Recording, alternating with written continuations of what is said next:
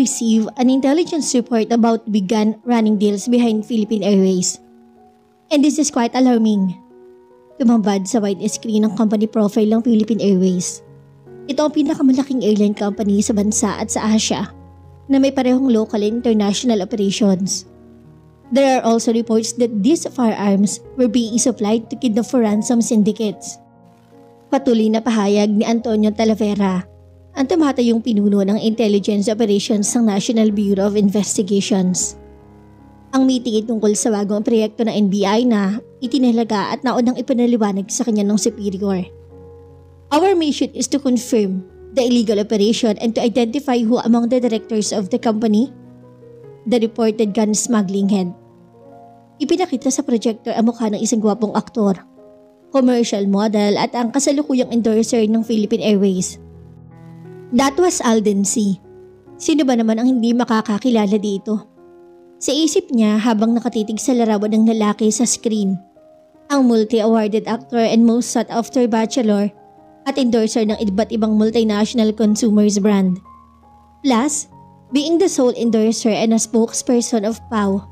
But apart from his fame and personality, is the fact that he is the heir apparent of Philippine Airways.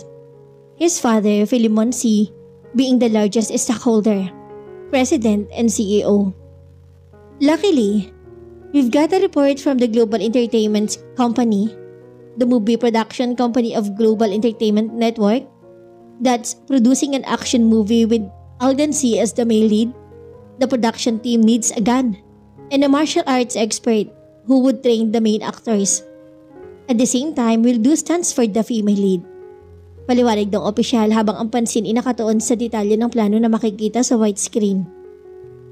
Agent Dominic De Los Santos would act as the trainer of the main leads. Patuloy dito sa kanya na nakatingin. We will penetrate PAO through Alden C. Particular na tinutukoy nito ang paglapit niya sa aktor upang mapasok nila ang nasabing target. Napalunok naman siya sa narinig. Hindi niya inaasahan na ganito kalaki ang partisipasyon niya sa kasalukuyang proyekto.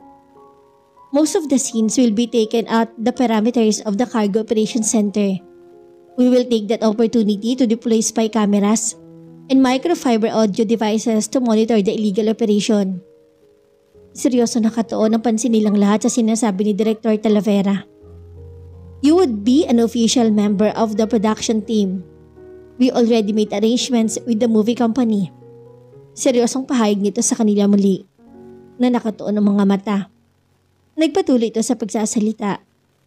We sent 3 profiles of our agents to GEC. The production team choose you and you would also be doing some stunts for the female lead. This case is highly confidential. We are sole party working on this because of the sensitivity of the case. As you can see, it involves the country's biggest conglomerate where both the country's tourism and the employment of the 300,000 people are at stake. Dominic, prepare yourself for a meeting tomorrow with the production team. Get us a copy of the movie script para mapagplanuhan ng team kung kailan tayo pwedeng makakapasok sa Cargo Operations Center ng PAO. Utos ng kanilang boss. Yes sir. Seryoso namang tugon niya. Pasado 8:00 na ng umaga. Dali-dali siya bumangon at dumiretso sa bathroom. 9:00 ang meeting niya kasama ang production team ng GEC. Kakain na lang siya sa madadaan ng fast food restaurant. Habang nakatapat sa shower, hindi maiwasang mamiss niya ang kanyang pamilya. May kaya ang angka na pinagmulan ni Dominic. Sila ang may-ari ng pinakamalaking taniman ng pinya sa Davao at nagsusupply ng nabanggit na prutas sa isa sa pinakamalaking canning company sa bansa. Noong una, pinipilit siya ng ama na kumuha ng business management at palaguin ang kanilang negosyo. Subalit iba ang pangarap niya sa buhay. Na makatapos siya ng high school, nag-apply siya bilang exchange student sa US. Wala nagawa ang kanyang magulang na magpaalam siya upang mag-aral sa ibang bansa. Nagtapos siya ng Bachelor of Arts in Political Science sa University of Florida. Nang magtapos siya ng kolehiyo ay bumalik siya ng Pilipinas at naghanap ng trabaho sa Maynila. Nakatira siya sa isa sa 3 condominium units na pinagtulungan nilang ipundan ng kanyang pamilya. Natanggap siya bilang miyembro ng Intelligence Services ng National Bureau of Investigations dahil sa kanyang kaibigang si Marie na kaklase niya nung high school at kasalukuyan na nagtatrabaho sa NBI. Dalawa lamang silang magkapatid. Ang kanyang nakatatandang kapatid na lalaki, 31 anyos at matanda sa kanya ng 3 taon, at kasalukuyan na nagtatrabaho sa isa sa pinakamalaking pagawaan ng computer parts sa Nevada bilang computer engineer. Kahit simple lang ang kanilang buhay, masasabing nakakaangat sila sa pangkaraniwan. Faded jeans at itim na Lacoste party clef polo shirt ang sinuot niya. Tinernohan niya to ng puting Lacoste eyewear shoes. Nagbahid siya ng translucent pressed powder sa mukha at naglagay ng manipis na red lipstick sa labi. Bumagay sa kanya ang simpleng suot. Balingkinita ng kanyang pangangatawan at matangkad siya sa taas na 5'8". Pero ang tinuturing niyang asset ay ang kanyang mga mata at ilong na namanan niya sa ina na may lahing Espanyol.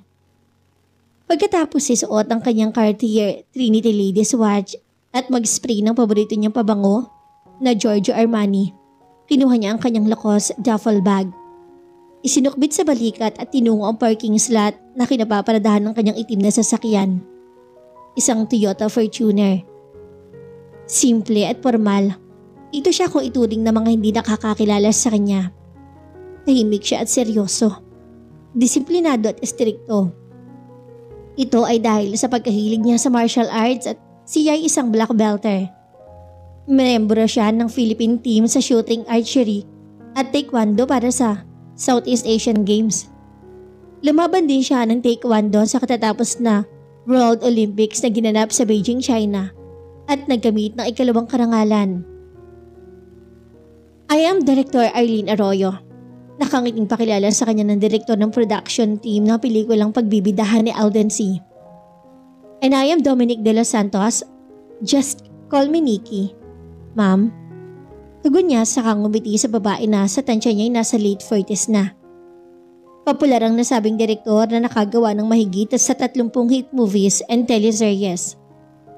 Ang pinakahuli nitong pelikula ay nagluklok dito bilang Best Director for Foreign Films na katatapos lang na 69 Cannes Film Festival na ginanap sa France. Just call me Lynn. At inabot nito ang kanang kamay sa kanya sabay pabirong sinabi. Dapat siguro na naging artista ka kaysa sa martial arts trainer. I can be good at both, Direk. Balik biro niya na kinatawan ng kausap.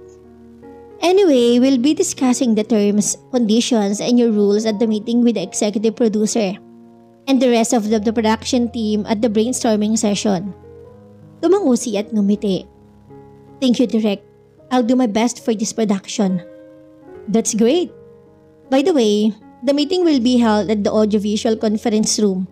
So we're going there now. Sabay nilang tinunguan na sabing silid. Naramdaman niya ang sobrang lamig pagpasok nila ron kaya inilabas niya ang kanyang green jacket. Walang taon dinatnan nila sa conference room. Naupo siya sa pinakadulong bahagi ng pabilog na mesa. Nasa tansya niya ay 30 tao. Bawat isang upuan ay may nakatapat ng mikropono. Sa bandang gitna ng silid ay mayroong widescreen para sa projector. Nang tumingala siya ay napansin niyang iba't ibang nakasabit na malalaking ilaw. Hi! Simon, is everybody here? Tanong nito sa lalaki na nag-abot dito ng mga papel. Nope. EP, AP, and the 2 main leads are not here. Yet, Alden C. will be here in 20 minutes. He's still in Fashion 202. Sagot nito sa direktor. Ang tinutukoy nito ay ang fashion TV show ng aktor. Live ito kaya maghihintay pa marahil sila ng humigit kumulang na kalahating oras bago mag-impasa ang meeting. Tumingin sa kanya ang binata. And who is that lovely Pocahontas with you? Tanong nito kay Arlene. Pinakilala sila ng babae sa isa't isa. Si Simon ang assistant director nito. Nice meeting you, sir. Formal na tugon niya rito. Masyado ka namang formal. Bata pa ako. Please call me Simon. And they shook hands. Bahagyang ngumiti si Nikki. Mukhang playboy ang lalaki. Kung maaari sana ayaw niya nang masyadong napapapansin dahil sa confidentiality ng trabaho. Kailangan nilang laging low profile para hindi mabulilyaso ang kanilang assignment. Pinaputol nila ang maigsi ang kanyang buhok para hindi makatawag ng pansin. Bahagya nilang hinila ang kamay nang mapansin niyang hindi pa rin niya binibitawan ni Simon. You look familiar. Have you appeared at any of our shows here? Maybe you saw her at the World Olympics. She got the silver medal last year for winning second place in Taekwondo. She also previously won the gold medal for archery at the SEA Games. Sabat ni Eileen. Really? Mukha tong na-impress. How come you didn't do commercial or perhaps joins auditions? Tanong dito sa kanya. Ngumiti lang siya rito. Natigil ang usapan nila nang magkasabay na pumasok sa kwarto ang kanina pang hinihintay na main lead sa gagawing pelikula. Si Alden C. Sabi ni Nikki sa sarili. Hinila nito ang upuan sa harapan niya. Katabi nito sa mesa ang direktor. God is even more gorgeous in person.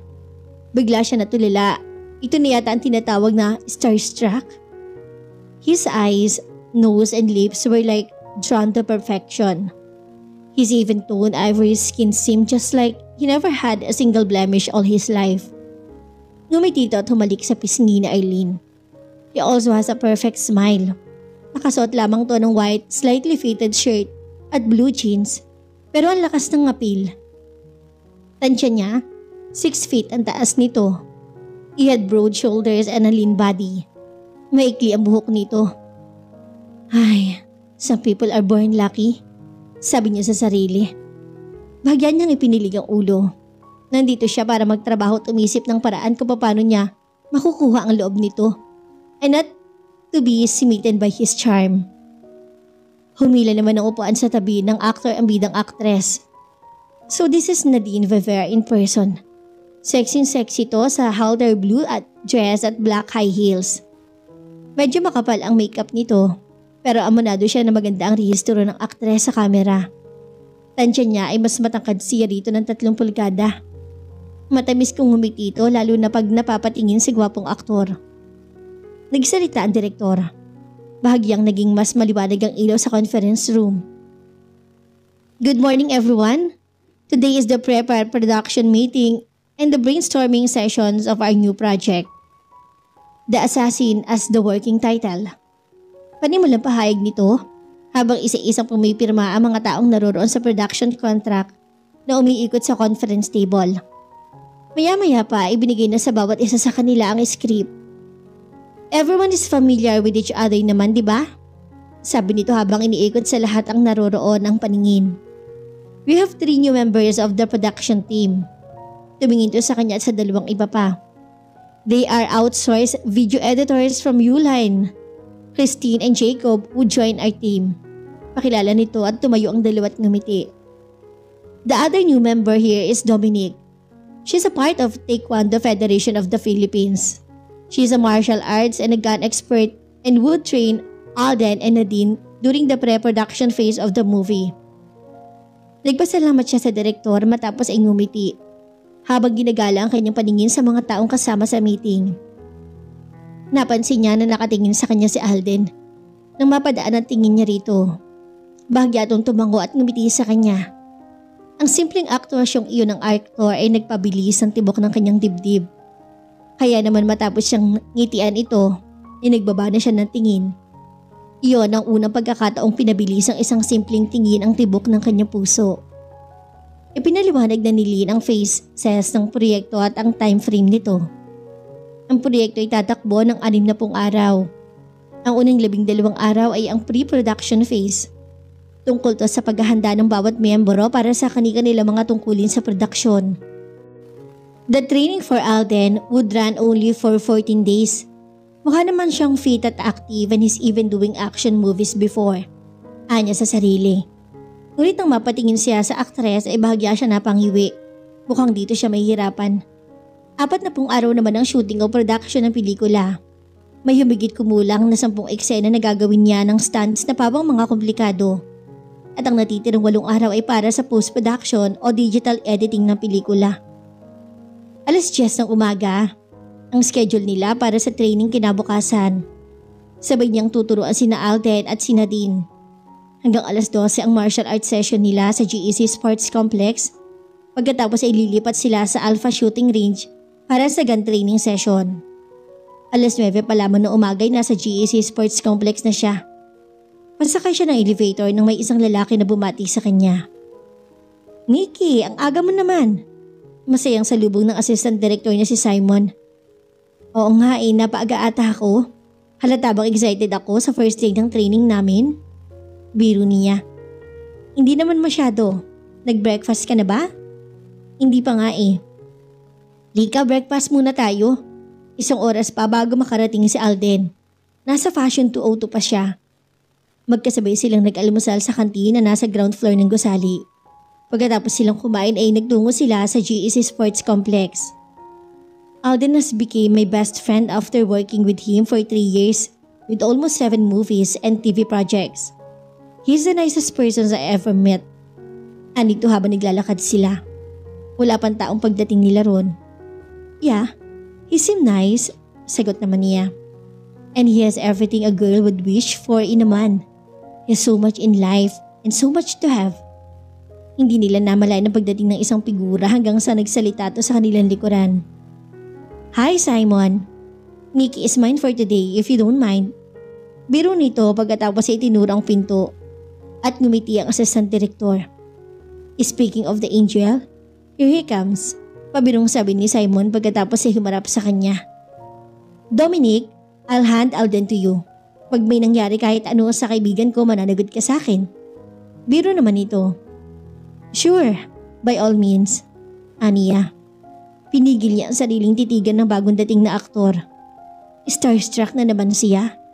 Nakasuot ito ng puting jogging pants at aquamarine t-shirt. Bumagay rito ang preskong amoy ng pabango nito. Ilang sandali pa ay dumating na si Nadine. Binati nito ang 2 tao na nadatnan doon. Humalik pa to sa pisngi ng aktor. "I would like to state some points before we start. This training requires more focus and strength, so let's exert more effort with the project. Focus means putting your entire concentrations toward the goal. Discipline is our main principle and obedience is an attitude. In this room, the 2 of you are my trainees and I am your trainer. You have to observe rules and follow my instructions.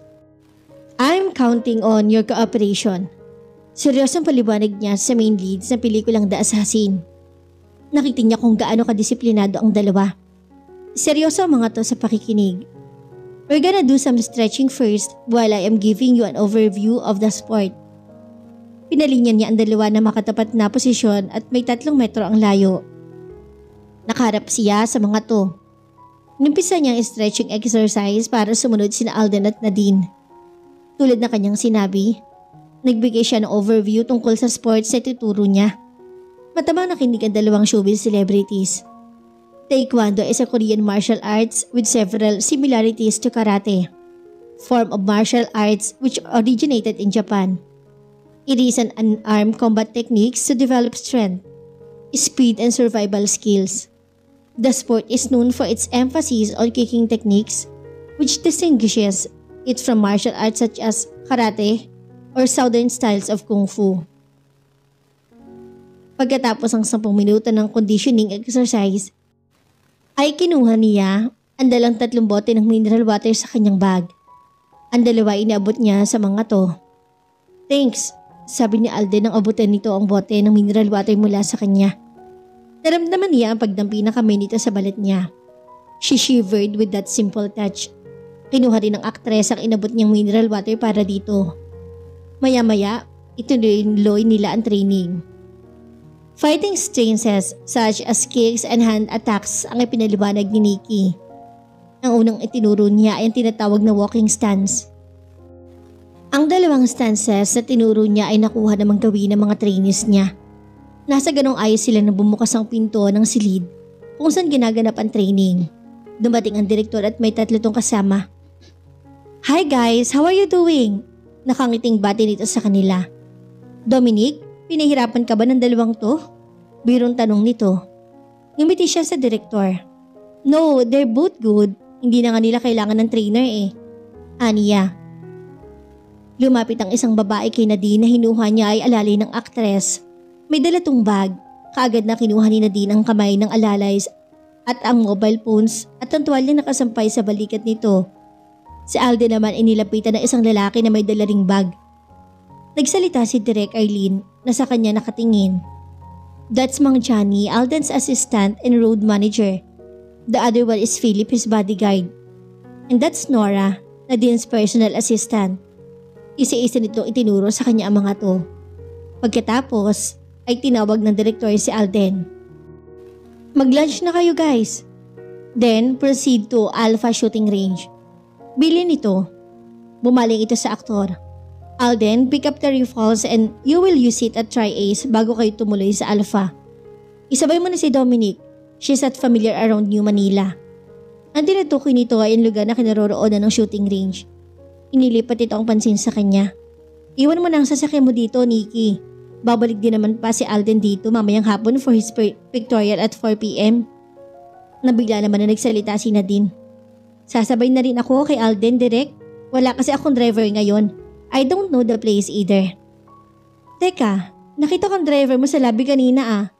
Singit naman ni Mang Johnny na assistant ni Alden. Pinauwi ko na siya. He got an appointment with his doctor. Sagot ng atres sa matanda. Mang Johnny, please take note of Alden's pictorial at 4 this afternoon ha. Paalala ni Arlene na assistant ng binata. Yes, Direk. Alden, sabay na tayong mag-lunch. Malanding sabi ni Nadine sabay abrisyete sa aktor. Napatingin naman sa kanila si Alden at mukhang nahihiya. Iiling-iling na lamang si Mang Johnny. Pinili niyang dumiretso sa kanyang kotse. May pagkain naman siya ron at iyon na lamang ang pananghalian niya. Wala siyang ganang kumain kapag pagod. Sumabay ka na sa amin mag-lunch. Ayan ng matanda. Mauna na po kayo, hindi kasi ako kumakain pag pagod. I have a tendency of overeat. Sagot niya. Kaya pala lalo kang sumisexy eh. Health conscious ka pala. Ngumiti lang siya sa sinabi nito at umalis na. Hindi niya napansin na pinagmamasdan siya ni Alden habang sila'y papalayo. How could a girl with a short hair be that attractive? Anito sa isip. Napangiti ito nang maalala ang seryosong mukha ng dalaga habang tinuturuan sila ng stunts. Napatigil siya ng si Kuya Hin siya ni Nadine. Hey! Don't tell me you like that girl ah. Anito na inginuso ang papalayong si Dominic. Napailing siya sa sinabi ng aktres sabay talikod at sumunod to sa kanya. Hey Alden, wait for me. Sabay na tayo na mag-lunch. Sigaw nito sa papalayong aktor.